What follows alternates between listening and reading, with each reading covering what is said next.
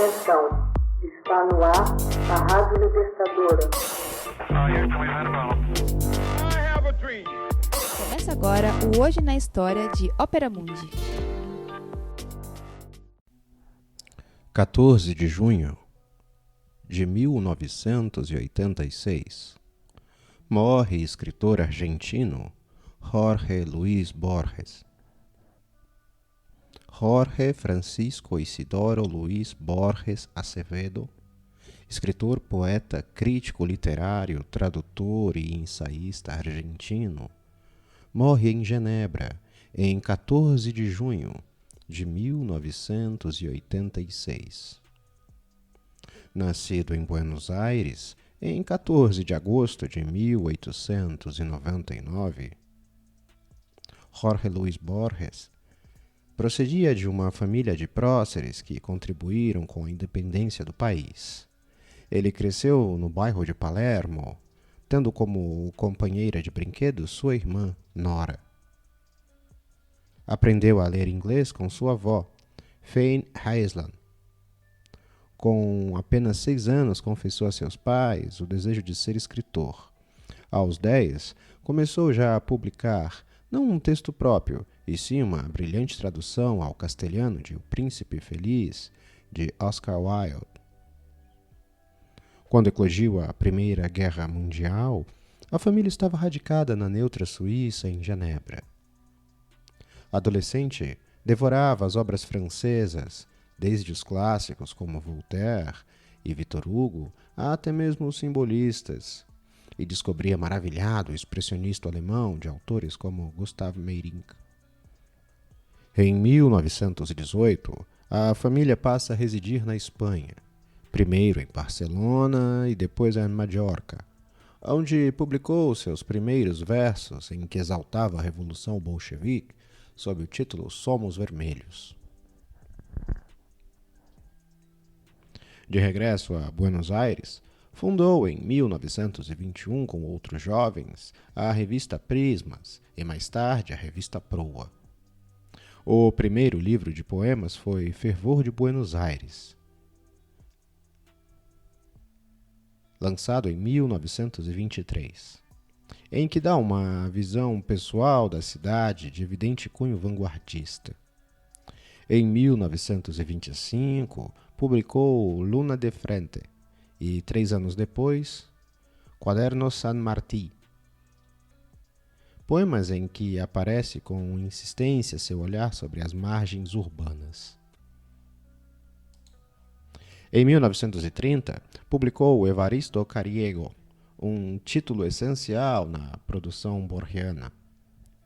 Há um tempo em que traça a biografia de Evaristo, um poeta popular, ele também se detém na invenção e narração de distintas mitologias portenhas, como a poética descrição do bairro Palermo.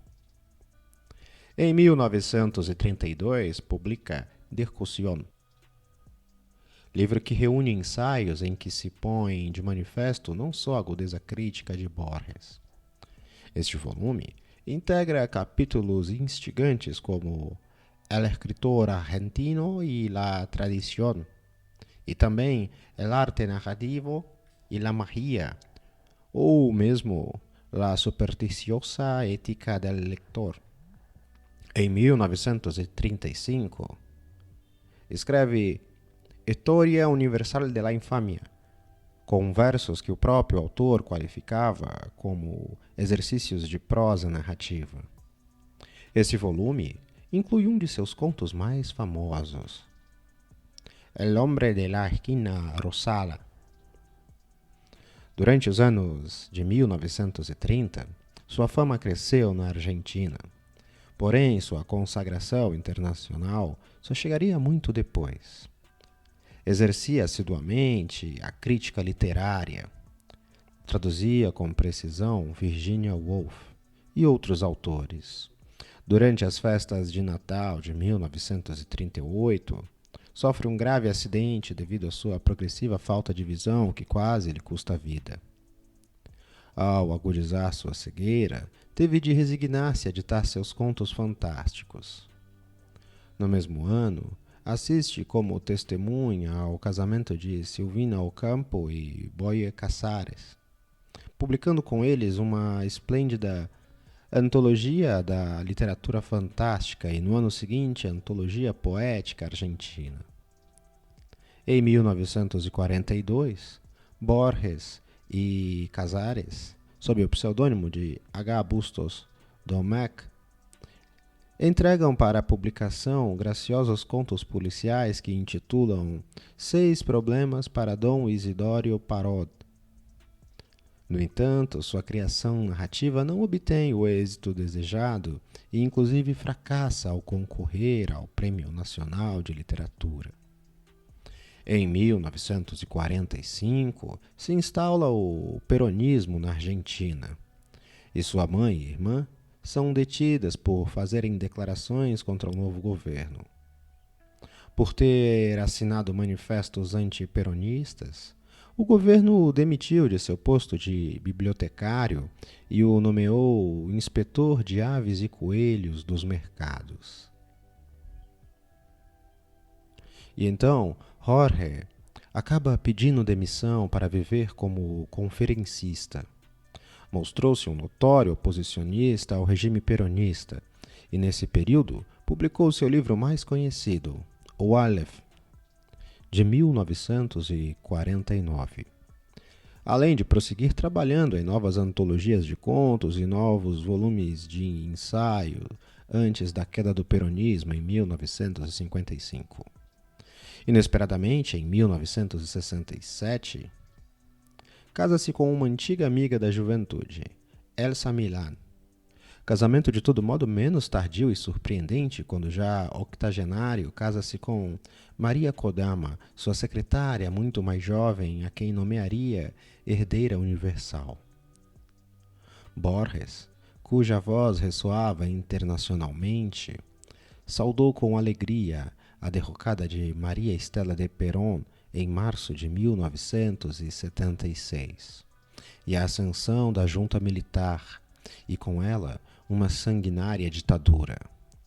Provavelmente, logo se arrependeu quando, em companhia de Ernesto Sabato, se entrevistou com o ditador, querendo saber do paradeiro de intelectuais desaparecidos.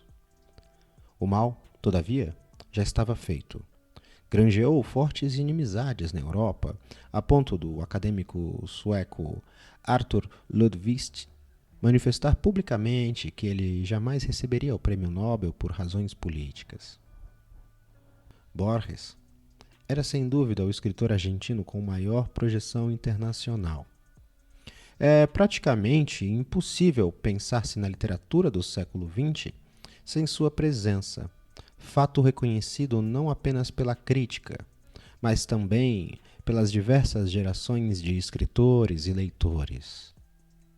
Borges foi o criador de uma cosmovisão bastante singular, baseado num original modo de entender conceitos como os de tempo, espaço, destino ou realidade.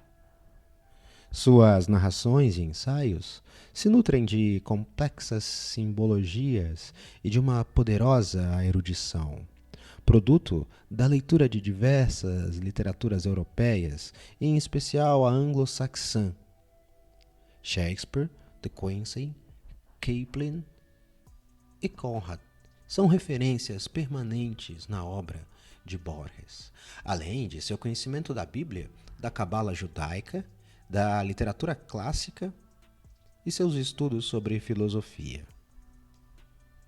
Hoje na História é uma produção de Opera Mundi, baseado nos textos de Max Altman, com narração de José Igor e edição de Laila Manuelli. Você já fez uma assinatura solidária de Opera Mundi? Fortaleça a imprensa independente. Acesse www.operamundi.com.br/apoio. São muitas opções. Você também pode fazer um Pix usando a chave apoie@operamundi.com.br. Obrigada!